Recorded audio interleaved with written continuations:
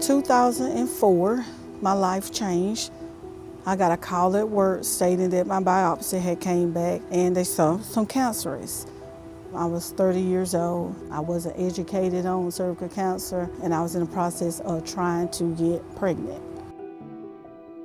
I was experiencing bad pelvic pains. For the last couple of years, I was having to go and do a pap test twice a year.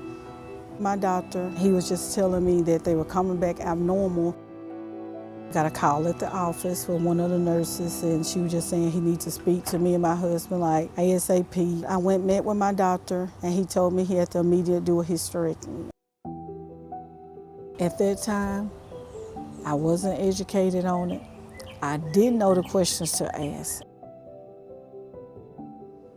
The healing process was terrible. I was off work probably almost 2 months versus 6 weeks. I couldn't take narcotics for some reason because they made me vomit.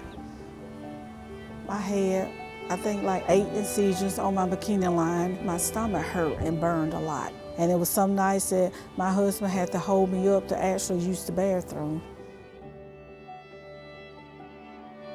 I hope any female before they have a hysterectomy, if you have any question, ask.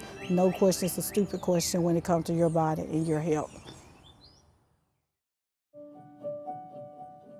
I think we have to kind of repivot and understand what do women really know and how we educate them. They actually don't know why they're getting tested, and I think they link the test to testing against other sexually transmitted infections. For me, it was eye-opening because I always thought every woman understood that, and it's clear that they don't. But what I think is really important for the listeners and the viewers of this is to recognize this is more than just screening. It's screening plus diagnosis and treatment.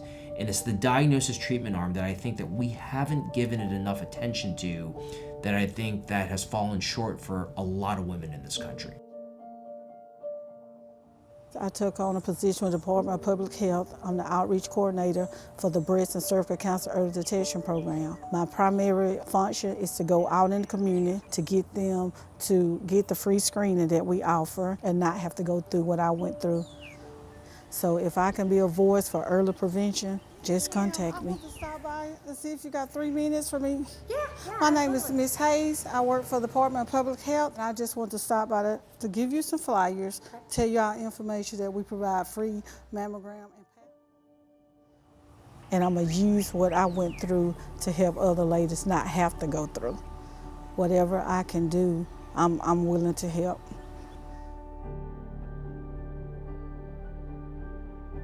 We were looking to hire someone to really focus in on those communities, to really figure out how to get our word out.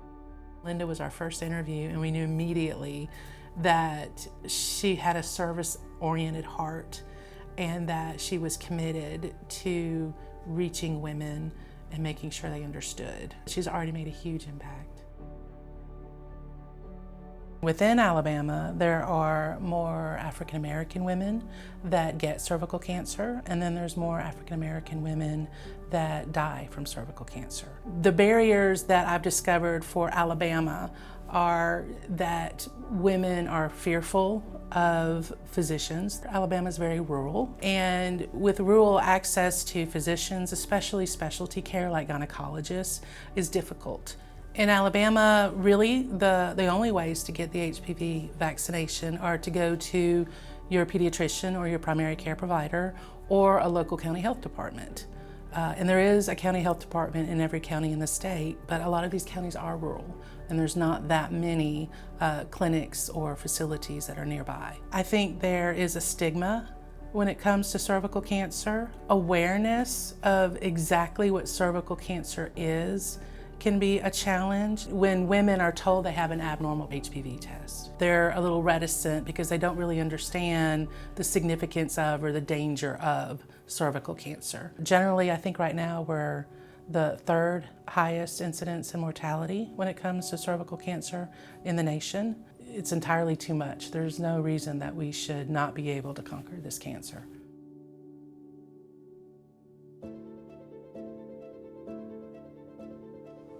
If I had the opportunity, I wouldn't have went through what I went through. And what I will say, if I had a daughter or a son that was between that age range, they would get the vaccination.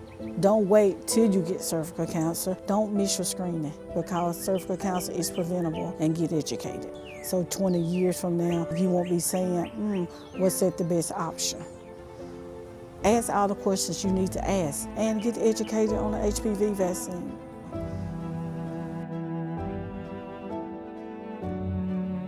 I love what I'm doing. I know it's a purpose for everything that I went through. I might not understood it. I don't want any more females to get cervical cancer.